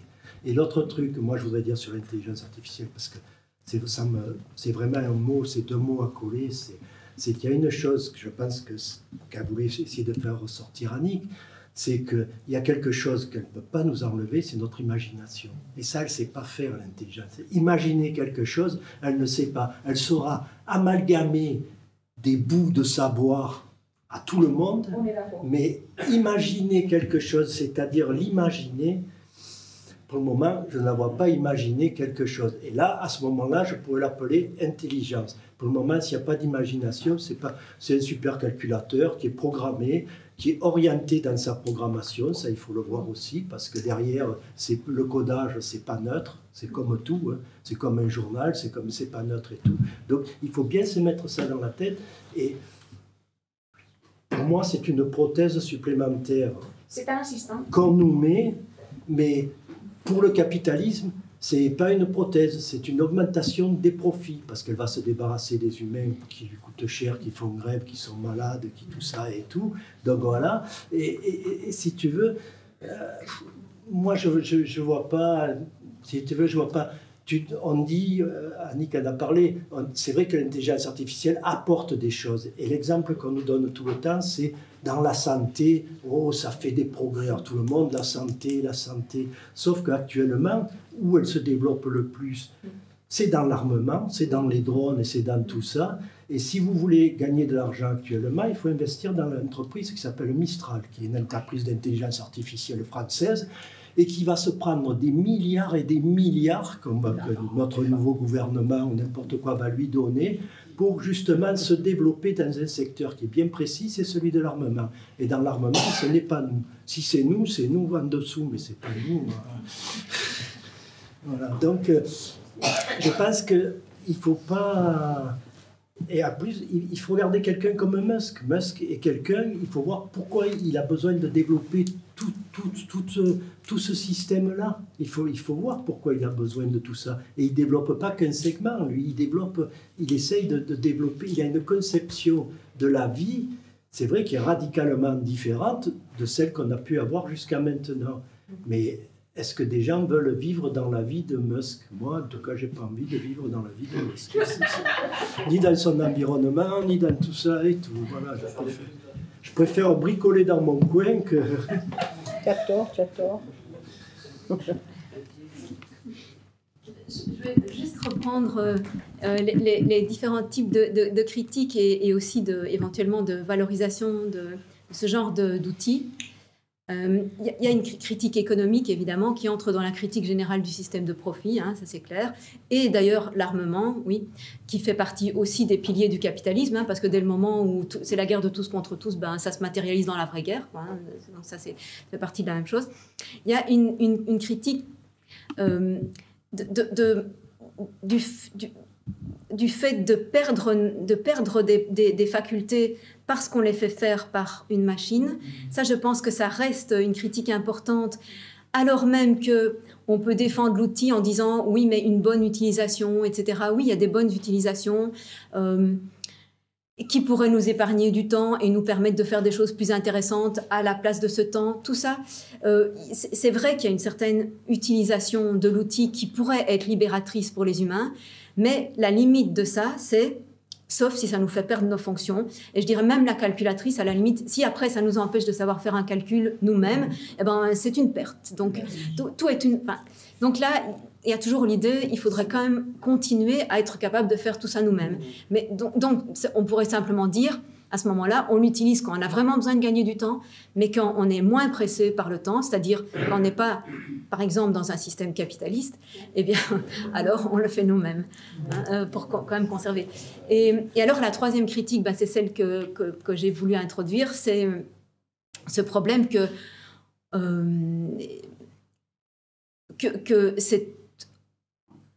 c'est un élément qui renforce cette idée que l'être humain, au fond, n'est rien de plus qu'une machine hyper perfectionnée et que par conséquent, enfin, c'est cette difficulté pour beaucoup de gens à se poser encore comme différent de cette intelligence, peut-être parce qu'on croit que l'intelligence est le propre de l'humain, ce qui n'est pas vrai, hein, ce qui est de toute façon une erreur. Mais surtout, moi, ce qui m'effraie, et là où je verrai une critique, c'est que j'ai l'impression qu'il y a un plaisir de beaucoup de gens à se positionner comme ça, un plaisir de se faire chose, un plaisir de ne pas être différent d'une machine super perfectionnée. C'est ça qui est effrayant. C'est ceux pour qui c'est vraiment volontaire de se considérer comme... La Boétie, la vérité. Oui, mais voilà, mais même la Boétie... Je veux dire, il n'y a pas besoin. C'est une soumission, c'est effectivement une soumission. La servitude volontaire est aussi un cas particulier de ça, quoi. Du fait de dire je préfère être un pion dans un jeu que quelqu'un d'autre mène. Je préfère être traversé par des choses dont je ne suis pas responsable. Enfin, et donc, voilà, j'en arrivais, mais c'est très différent évidemment. Hein, c'est une critique tout à fait différente. La personne qui veut se soumettre à la machine, être dans la servitude volontaire, est-ce que sa liberté est préservée? Parce que c'est peut-être sa visée. Si c'est sa visée, si c'est son projet de... Bon, alors... Oui, mais le projet de ne pas être libre de choisir, c'est contradictoire. Hein. Je veux dire, ça peut... Puisque poser le projet suppose qu'on est libre de poser le projet. Donc, poser le projet de ne pas poser de projet... c'est pas possible, ou ce n'est possible que dans la mauvaise foi, c'est-à-dire dans quelque chose de contradictoire, quoi. C'est pas... On peut pas assumer, on peut pas décider qu'on n'est pas un être de projet, c'est pas possible. Donc on peut effectivement décider d'être soumis, de se laisser faire, mais on doit se dire qu'on est responsable du choix de se laisser faire. Et alors ça va bien. Alors si on dit je sais que je suis libre, mais j'ai envie de juste répéter ce que tout mon entourage fait, faire exactement la même chose que tout mon entourage fait, ok, d'accord. Mais alors il faut dire c'est mon choix. C'est mon choix de faire ce que mon entourage fait. Et j'aurais d'autres possibles. Si je voulais choisir autre chose, je pourrais choisir autre chose. Je pourrais rompre avec mon entourage et faire autre chose. Là où c'est de la mauvaise foi, c'est quand on ne dit pas « je choisis de faire ce que fait mon entourage ». C'est là où on dit « je ne peux pas faire autrement puisque je suis né là et comme je suis, hein, et que je suis né comme je suis ». C'est ça en fait hein, qu'il faut dénoncer. Et malheureusement, c'est quand même assez fréquent. Pourquoi quand tu dis l'intelligence n'est pas le propre de l'homme, tu penses à des animaux, tu penses justement à l'intelligence artificielle? Ou les deux. Dans les deux cas. Et à quel type d'intelligence, justement, comment on définit l'intelligence? La capacité de faire des liens, la capacité de... Oui, en fait, c'est justement un terme très large oui, c'est la capacité de faire des liens, de faire des opérations. En fait, on l'a défini au fur et à mesure qu'on fait des nouvelles opérations, on augmente, on étend l'extension de l'intelligence, quoi. Tu vois. C'est sûr que tout ce qu'on réunit sous l'intelligence humaine, c'est toutes ces opérations de écrire un texte, retenir de l'information, calculer. Alors, il y a une intelligence animale qui a un certain calcul pratique. Les animaux, ils ont un certain calcul pratique. Par expérience, ils décident s'ils vont faire ça ou ça. C'est une forme d'intelligence. Ils ont déjà... ils font des relations, effectivement. Ils apprennent. Ils sont... donc, c'est une forme d'intelligence. C'est pas un problème, en fait, d'étendre la notion d'intelligence parce que, justement... Encore une fois, on peut la comprendre simplement avec la raison positive qui dit, ben voilà, s'il y a au minimum telle et telles opérations, bon, on peut dire que c'est de l'intelligence. Si un être est capable de tel ou tel acte, on peut dire que c'est de l'intelligence. C'est conventionnel, cette définition. Et donc, on peut l'étendre aux machines, c'est pas un problème. Par contre, ce que je trouve justement, une des choses que tu as dit, c'est qu'un critère important, et ça s'applique, je pense, à la fois aux IA et aux autres animaux que l'humain, c'est cette idée qu'une des caractéristiques de l'intelligence humaine, justement, c'est de pouvoir imaginer un futur qui est différent de ce qu'il a toujours vécu. Et puis d'orienter ses actions et d'utiliser son intelligence pour créer ce futur. Et ça, peut-être que, par rapport à ce que Marc a dit, effectivement, les IA ne le font pas. Le fait de poser un autre futur que le présent, c'est pas un acte d'intelligence. C'est-à-dire, ça relève pas de l'intelligence dans la pensée de Sartre. Ça relève de la négativité. C'est-à-dire, oui, c'est propre à la conscience humaine en tant que négativité, c'est-à-dire capacité de dire non. Et ça, c'est pas une forme d'intelligence. C'est quelque chose de beaucoup plus profond que ça, et de plus universel, et de plus... Ça relève pas d'une faculté en particulier, quoi. C'est vraiment un mode d'être, de la capacité de dire non à ceci, oui à cela. Et de le poser explicitement, consciemment, etc. Parce que sinon, on pourrait dire, l'animal qui choisit de poursuivre une proie plutôt qu'une autre, on pourrait dire métaphoriquement, il dit non à l'une et oui à l'autre. Mais non, c'est pas vrai. Justement, il n'a pas cette position du négatif, quoi. Cette décision de dire ça, non. Et ça, c'est ça le plus précieux, en fait, dans l'humain. C'est ça qui fait qu'il avance. C'est ça qui lui est propre. Mais c'est pas quelque chose qu'on peut entrer sous l'une de ses facultés, que ce soit imagination ou intelligence ou autre. Ça appartient pas à l'une de ses facultés. C'est plus profond. Oui, tu as bien dit, l'intelligence n'est pas le propre de l'homme. Donc ça va surtout vers ce penchant du néant et de la négativité, qui ne se définit pas en termes d'intelligence. Non. Ce qui peut peut-être gêner dans ce plus profond, cette ontologie, c'est que peut-être qu'au niveau philosophique, ça redevient de la métaphysique. Enfin, je ne sais pas, m'est venue cette idée que c'était peut-être quelque chose que... Qu'est-ce qui est plus profond que l'intelligence, que les liens, que tout ce que peut faire l'intelligence artificielle? En fait, je comprends pourquoi tu dis que c'est peut-être métaphysique, parce que tu as l'impression qu'on le prend comme une sorte de principe surnaturel. On aurait, par une sorte de miracle, voilà, une capacité différente de tout le reste. Ouais. Voilà, ce serait comme un miracle. Mais en fait, être dans un processus. Oui, mais c'est pas du tout comme ça, en fait, parce que c'est empirique, c'est une constatation empirique. Il n'y a rien de plus certain que notre propre conscience, en fait. C'est tout à fait empirique.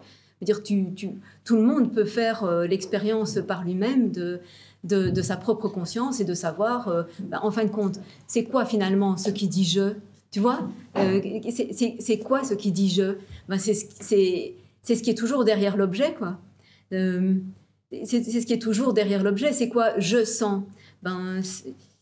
C'est l'apparition de l'objet senti plus moi qui suis derrière.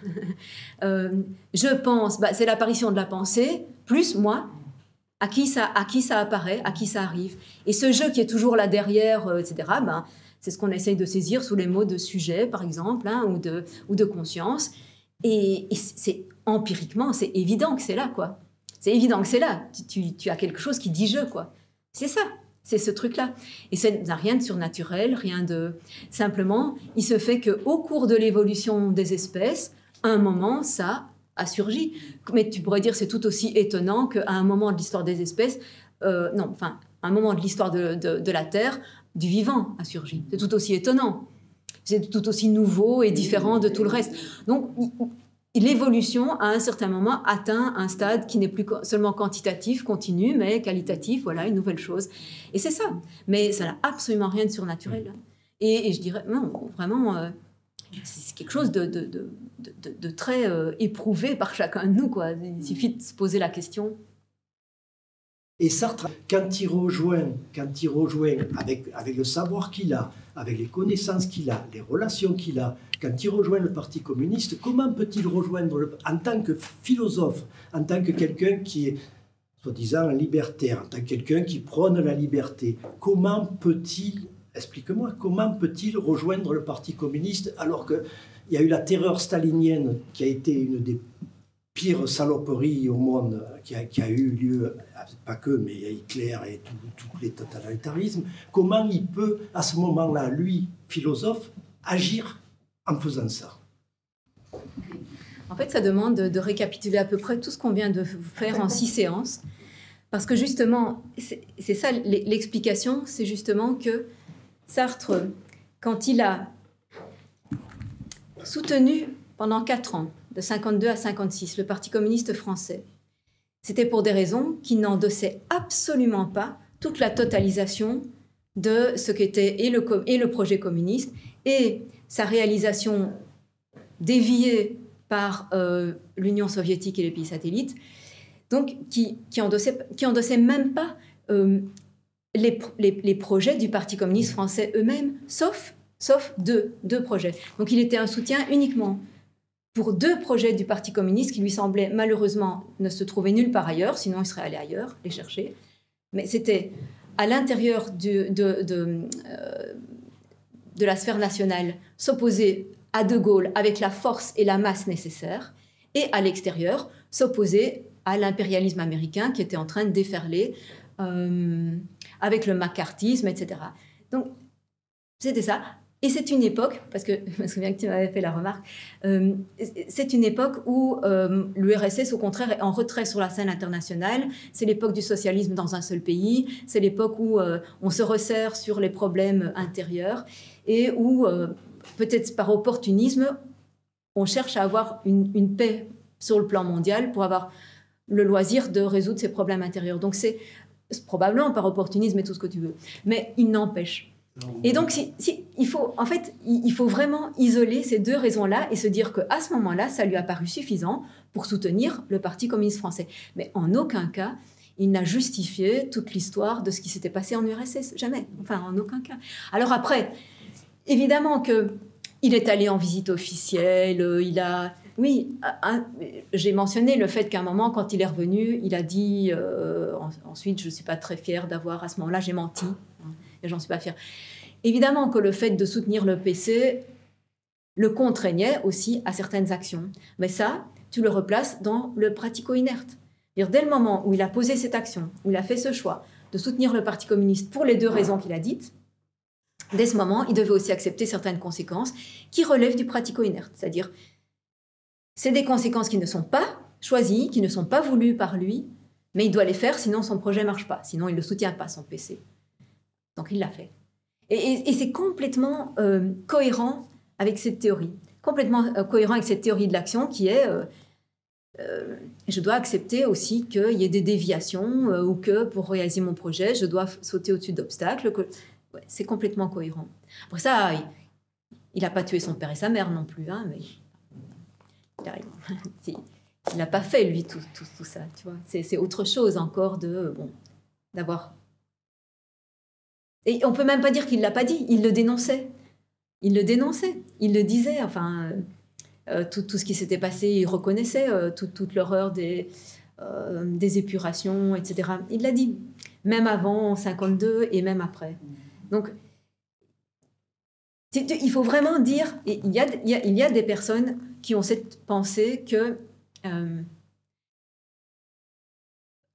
pour réaliser ces objectifs, il faut accepter certaines contre-productions, quoi, qui sont, elles, pas choisies.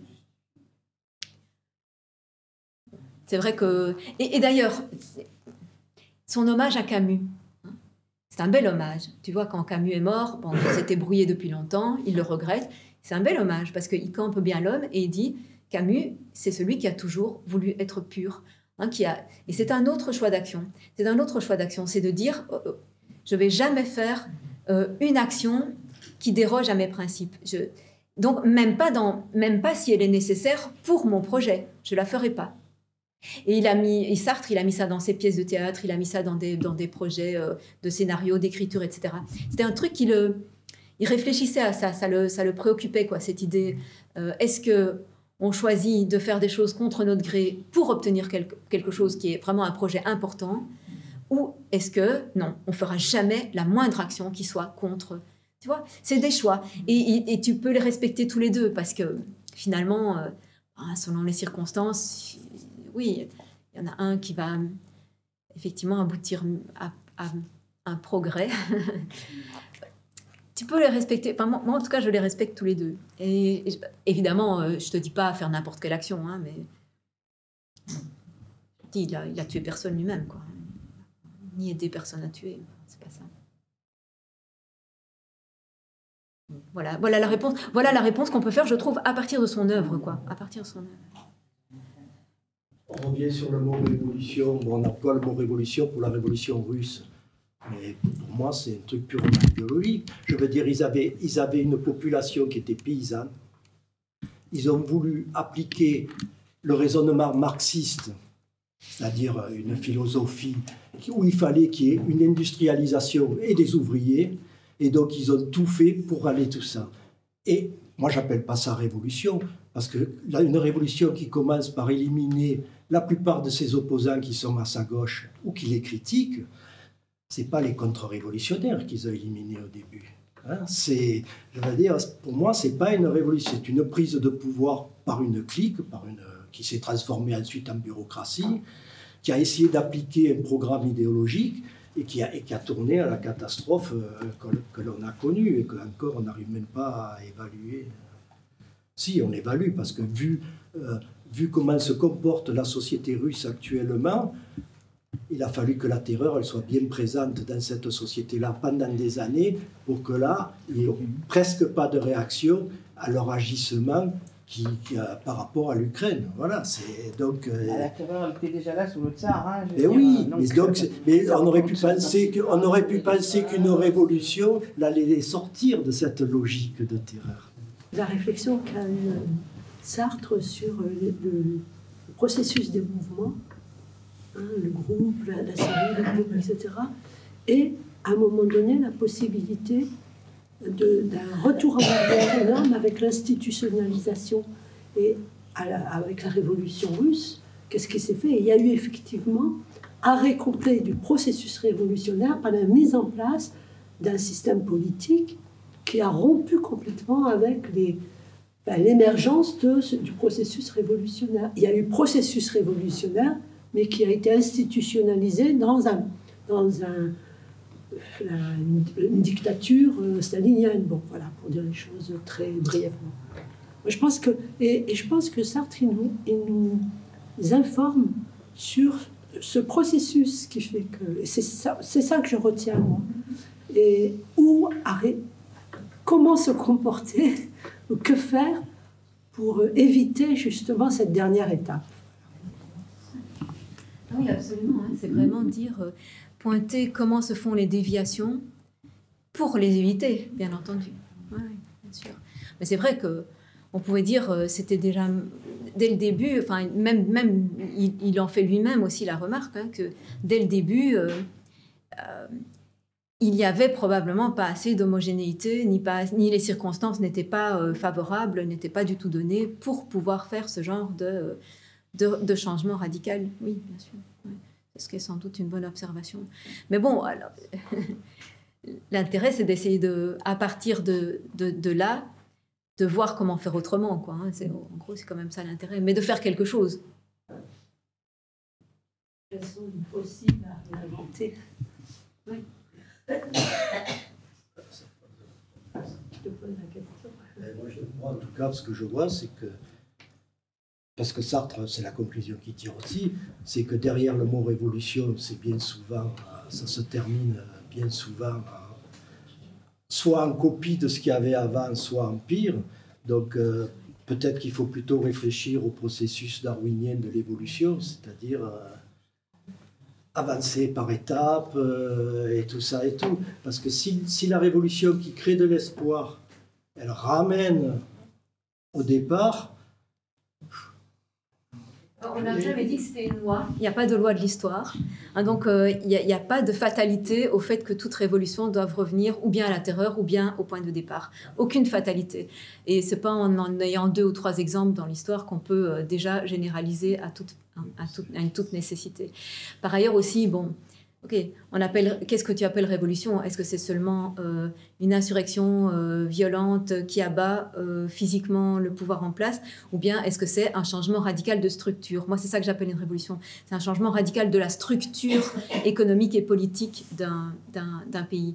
Donc, on peut faire effectivement progressivement une révolution, du moment qu'à un moment, on arrive vraiment à avoir complètement changé radicalement les structures.